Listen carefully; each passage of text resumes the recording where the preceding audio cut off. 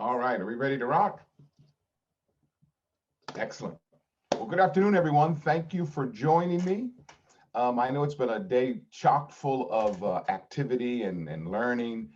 I put some items in the chat for you to review, just to give you a sense of some of the thoughts that I've had from the classes that I've participated in. And today what we're going to talk about is we're going to talk about creating value beyond EBITDA. So that's earnings before interest, taxes, depreciation, and amortization.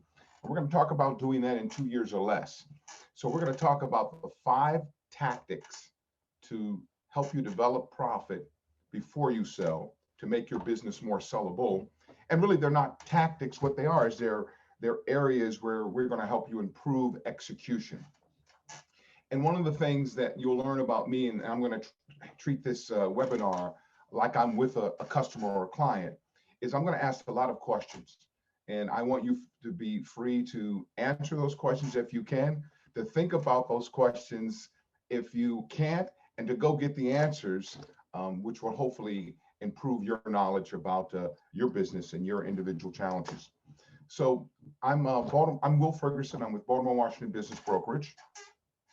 This is a little slideshow on who we are. For 22 years, we've been in the marketplace. Sandra Yarborough is the principal, and I would nickname her CTC. So she's competent, she's tenacious, she's transparent, and she has a real big heart for the clients that we work with, and I'm very honored to be working with her. Transaction types would be leasing businesses for sale, opinion of value, buyers, representation, helping buyers find businesses, exit strategies, troubleshooting, Main Street businesses, everything you would find at a mall or a strip center. That's what we'd be dealing with. Our historical focus has been Maryland, Washington, D.C., and Virginia, and I'll be moving into the Pennsylvania area later on this year. As a general mission statement, we try to create safety for our clients, and we want to do that for everybody that interacts with us. We want them to feel that their information is held in confidence. We want them to be transparent about we want them to understand our transparency about our processes, and we want to help them basically create wealth. We handle commercial real estate transactions as well. A lot of times the businesses are transferred with real estate. It could be a lease, or it could be real estate that's owned by the business owner. But if it is not involving real estate, of course, we can handle that transaction as well. Some of the products and services, again, this is redundant, so I won't go through this. This slideshow will be available for you simply by request, and you can take a look at that. And there's some research and other data that you can access at the end of the slide. So this is very important. A lot of people don't know what a business broker does. So let's talk about that. Deal preparation. We analyze the quality of earnings. We do that by reviewing tax returns, P&L statements, balance sheets. We help organize the document shares that we're going to have. The deal room is sometimes, as it's referred to. We generate questions of our own, so that way the client or customer isn't blindsided by questions that would be coming up from buyers. We vet interested buyers, and we're going to vet them by having them sign a confidentiality agreement. We're going to vet them by asking them about where their source of funds are coming from, and we're going to vet them by seeing if it's a good match. We want to know they have skill in that industry, and that this makes sense for them as well as for our client. And then we restructure the offer based on a letter of intent. Non-binding. Tell us what you'd like to get done, and then we kind of work through that until we get, a contract in place. The contract, by the way, is done typically by counsel on both parties, so we're not involved except from an advisory standpoint. Due diligence, verifying the components of what that due diligence is. The length of due diligence, depending on the size of business, can be huge. Can be, 30 pages of documents, or it can be something as simple as a 2-page kind of recap of what items the buyer needs. And then we help business owners not lose focus, because when you're preparing to sell, there's a lot of work that takes place. And you still have your business to run. You still have, in most cases, employees to take care of. You still have competitive landscapes that may be changing. So we want to be a coach at this point to make sure that they stay focused on running their business. I often tell people, if you put as much energy into starting your business or into preparing to exit your business as you did starting your business, you'd be amazed at the returns you could get. And then finally, deal closing, reviewing closing commitments, expectations, funding requirements, training, and transition agreements. So that's a big part of what we do. And we haven't even talked about the marketing, because that's where we really excel. We take this offering out into the marketplace confidentially and make things happen for our clients. All right, so let's get right into the subject matter that we wanted to talk about. And before I do that, I want to pause. I want to see if there's any questions that you have. Is there anything in the chat that I could probably address? So let me take a look here. I see nothing in the chat. Okay, so let's get right to it. So the 5 top tactics or areas where you can improve your execution would include daily sales and marketing. And what we're trying to create there, if it doesn't already exist, is a stable and predictable revenue stream, so that a buyer can say, hey, this makes sense. This looks like I can count on this. This has less risk. All right, we're going to talk about the numbers, knowing your numbers, so you have reliable financial information, which means when we get into due diligence, there's no surprises. Everybody is looking at the same information and understands what that information means. Paying yourself first. This obviously comes out of personal finance, but we're going to talk about that a little bit. Key people, operationally and transitionally, as you prepare to exit. Operating procedures and systems are critical. We're going to talk a little bit about that. And then always trying to add value. We're going to talk about competition, knowing your competition, what questions you should be asking, how often you should be reviewing your competition. And that's going to really help catapult your company from the standpoint of growth potential, understanding the barriers to your industry and making sure that you are well heeled in the competitive landscape. All right, so let's talk about the first one. And the first one really involves your daily sales marketing efforts. All right, so what is your outbound daily, weekly, and monthly sales goals? Do you have any of those? It's important to make sure that you have that type of metric to watch, and that you're actually watching them. All right. What about your inbound traffic? So you're going to have inbound traffic that could come via your website, that could come via your phone, that could come via your text. Some businesses operate on a text system. A lot of doctors now, when you reach out to them, they respond via various platforms. So what about that type of traffic? Are you tracking it? Do you have goals for it? And if you don't, why not? Those are the questions you want to ask yourself. And those are the questions I'm asking you as a participant. All right, lead conversion rate. So when you get a lead, and there's a difference obviously between a prospect, a lead, and an engagement, a client or a customer. So when you get a lead, what does it take to convert that lead to a customer? How many of those leads do you not convert? And what's your average conversion time? Does it take a week? Does it take a month? Obviously, industries vary, and it depends on, of course, the price point that you are bringing to the market for your product or service. But those are things you should be highly aware of. And those are things that can separate you from your competitors in a very strong way. So those are questions I'm asking you to ask yourself to take back and look at in your business. What does your inquiry turnaround time look like? So if someone pings you, again, via email, text, or over the phone, over the phone, if they get you, great. But what if the office is closed? Is there an automated response? Are you responding to your inquiries? Are you valuing their effort? Are you able to, on your website, look at page views? All of that data is very important in helping you understand how efficient this part of your business is. What information are you capturing from that inquiry? Are you capturing an email and a name? Are you capturing a location and a phone number? What information are you capturing? And then sales opportunities created. So we have something called sales, marketing, and then networking. And I think David Gertler did a great job talking about the difference between marketing and networking. But how many opportunities are being created because of your personal sphere of influence, your personal network? How many opportunities are you creating by events that you're sponsoring, by chamber events, and by philanthropic associations that you sit on the board? How many of those are you creating sales opportunities from? Very, very important to take a look at that and to measure that. If you're a service business, what products can you create? So in our business, we've created the opinion of value.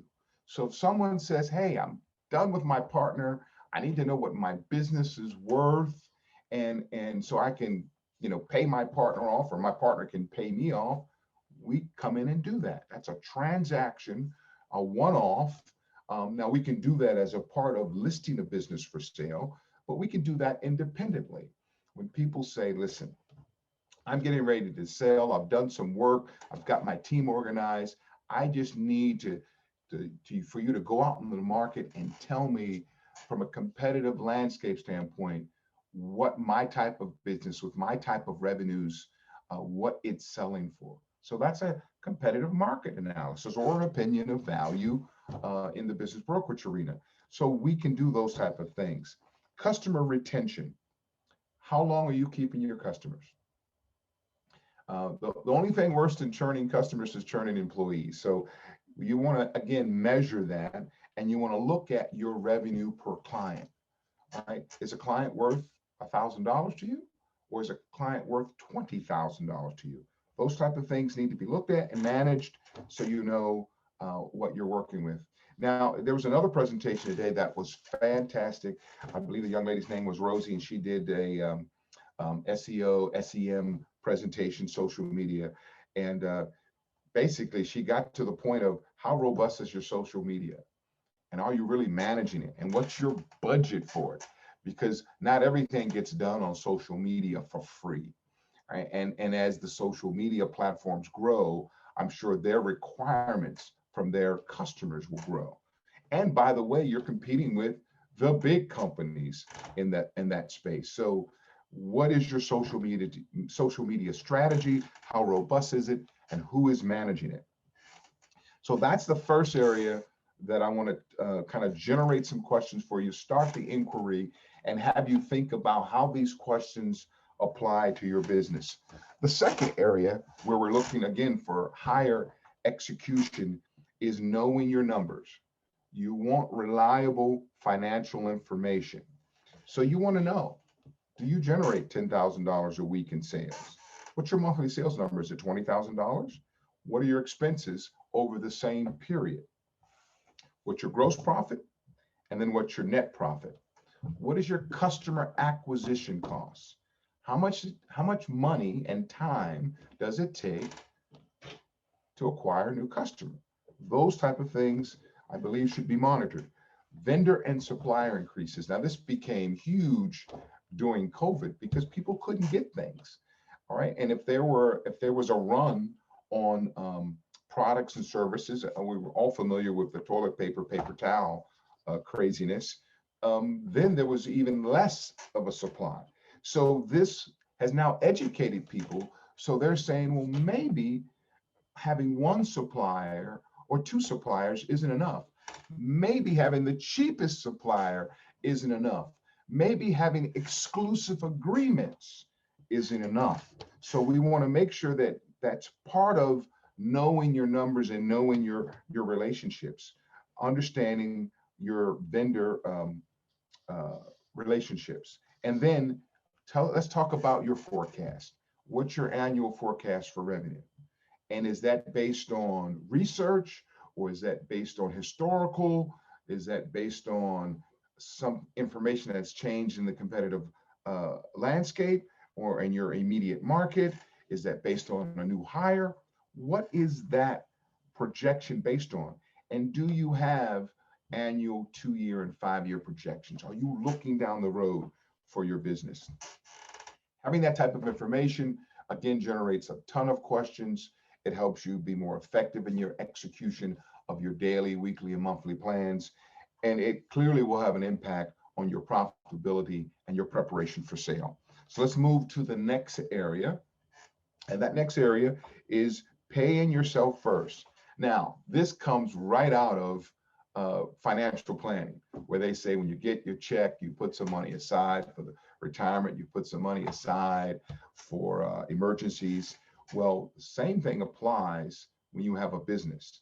And what I'm referring to is what I've seen, unfortunately, more than not. I've had business owners who, regardless of whether they need the money or not, don't pay themselves. So think about this. How does that look to a buyer? I'm going to buy your business. I may not even be in your area. I may be out of the state or out of the country. I have to hire somebody to replace you. And in the open market, to replace you is $100,000. But the money's not there. Well, does that make your business less attractive or more attractive? I say it makes your business less attractive. So even if you collect a salary, you don't have to use it. You can turn around and put it in savings for your business, but you should pay yourself first. And there's a psychological benefit of paying yourself first as well. The other piece is, and this is something that I practice, every time I have a new client, a new contract, a new engagement, when that happens, I take a certain percentage, and you get to pick your own number, 2%, 5%, 20%. I take a certain percentage of that money and I put it in my commercial savings. And the reason I do that is this. I learned a long time ago that banks won't lend you money when they think you need it. But when you go to them and you go, well, I have $20,000 in savings, but I need an increase on my line of credit for $10,000. It's a no-brainer for them. So it's really a way of keeping you liquid and creating the proper posture with your banks and with your vendors and with all of your lending institutions. Sometimes I've had vendors come to me and go, I've been working with you for 2 years now. I could really use payment today. And normally, you're working on a 30 or 40-day cycle. Wouldn't it be nice just to stroke them a check and not have any worries about it? So these are the kind of things that I'm referring to when we talk about paying yourself first, paying yourself as the person who is either created or founded or purchased the business, and paying your business, making sure that that's a part of your regular operating standards.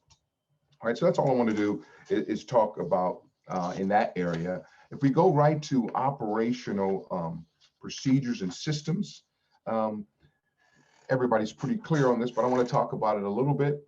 Let's talk about HR, operational procedures, financial procedures, employee files, employee reviews, recruiting. That's a huge area right now, especially with COVID. People are finding that it's harder to find talent. The good people are working. The folks that are looking to recruit are offering higher pay, so that way they can keep their employees or they can recruit new employees. They're offering incentives. They're offering time off and payment towards student loans. All of these things are happening right now because of the impact of COVID and the shortage of quality employees and of employees in general. So these type of things, and this is a big elephant, and I suggest that people take one and just get it working well. I have a story to share with you where I had a guy that had a large company. It was, in my opinion, about a $3-4 million operation after looking at his finances. And but he had the time off schedule in his head. He knew all of his employees when they needed time off, what they were owed. And so we were able to bring in someone to create a written procedure as far as time off, sick time, maternity leave, all of those things. and it made his business more transparent. It made his business more attractive. It reduced the risk for the prospective buyer, and we actually sold the business. So I think those type of things are really important. And then on the financial procedures, of course, you want to know who's signing on the checks, who's who gets a credit card, and then again, this also should be a part of your process when it comes to selection and maintenance of vendor relationships.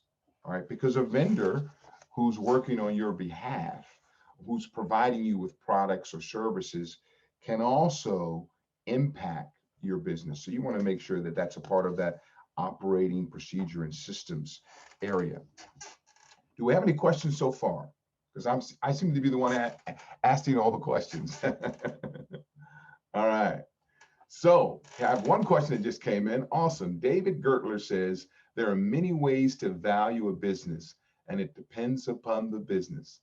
How do you address a conflict between a buyer and a seller using different models that ultimately lead to different expectations and valuations? Excellent question. So in Main Street business, and this is what I laid out in the chat before we got started, we consider a small business from startup to about $1 million. A medium size is 1.5 to 5, and a large business is 5 and above. Okay, so in that environment, we have to set the expectation up front.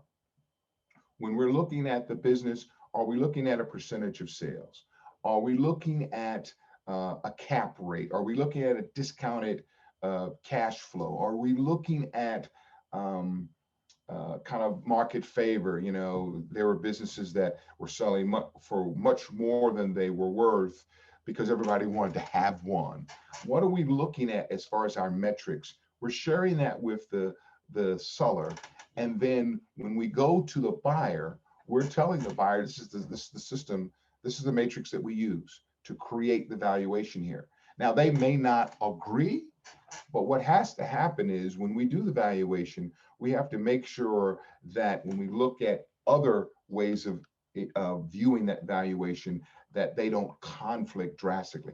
There's sometimes a small spread between them, but generally what the buyer is really saying is, I don't care about your valuation. This is what I've spent for this type of business in the past, and this is what I'm prepared to spend. So it's generally a test of really how prepared you are and how serious you are about your offering. And if your offering is prepared well, and you have all of your documents organized and your financial records together, the reality is that may not be your buyer, the one that gives you a strong pushback on your valuation. So that's a great question. Thank you for that. So in adding additional value here, and I don't know how much time we have, but it looks like we're going to be running close. I want to talk about competition. All right, because competition is really about understanding what happens. You come to work, whether you're the owner or the partial owner, and you're focused. You're focused on your mission, your customers, your employees, your facility, and then a lot of times you get into this trap where you think the way I do it is the best. Number one. Number two, because my customers tell me so. Number two, you also say to yourself, okay, that customer or that competitor can't compete with me because when we first opened, they lost all of their customers to me. So we have these anecdotal feelings about the competitors. And COVID has changed that. COVID has asked us to take a look at why the guy that had the barbecue place where 50% of his business was carry out is now competing with the white linen cloth restaurant that's now doing delivery. Why is that happening? And why is the fact that this restaurant that used to be open 7 days a week is now open 5 days a week, but they're expanded their hours and they're actually making more money than when they used to be open 7 days a week. So these are the type of changes that we need to stay on top of as business owners. And when we look at our competitors, we need to actually classify them.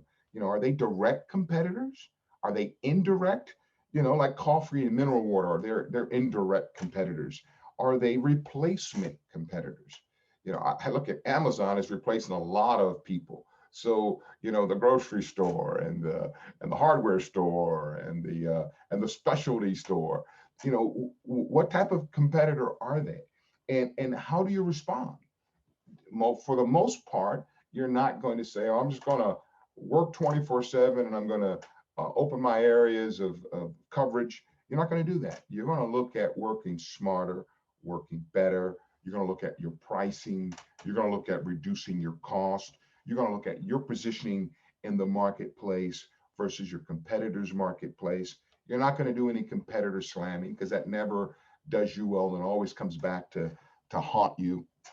You're going to look at your competitors' strengths and weaknesses. You're going to analyze their online presence. All right. So, and you're going to take and track these findings and identify areas for improvement. Now, let's just be clear. Knowing your competition and studying your competition, it's not going to be the same effort as you put into your own operational and procedures and systems. But I would argue that it should be a every 6 month or annual process where you're actually taking the time and taking the appropriate people on your team and looking at what's happening with the competition. I know people in the bakery business that go and taste other people's products. I know people that actually go in and buy and use services from competitors just so they know what the experience is like. All right, and they have something that they can measure. So these are the things that I want you to think about when we talk about competitors. So I'm going to pause again. Do we have any other questions or thoughts?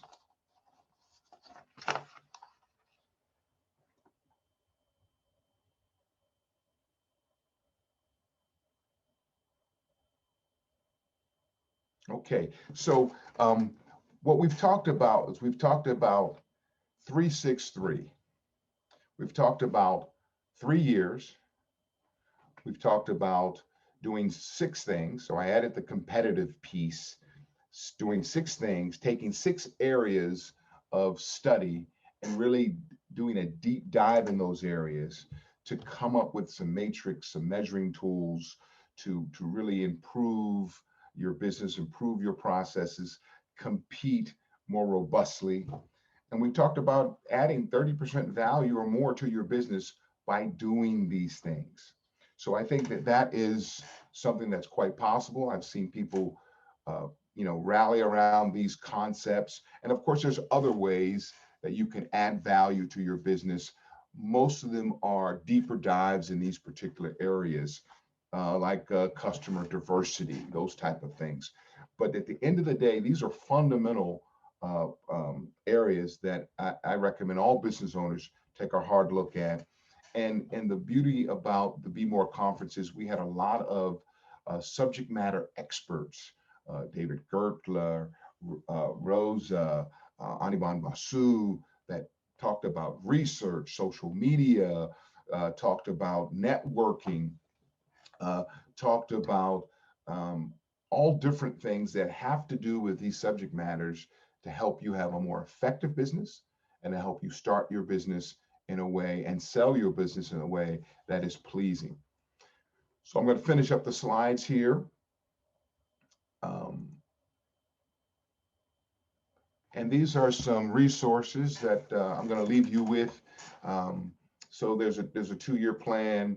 If you're not ready, you can get it done in 2 years. Of course, I was conservative. I used a 3-year time frame.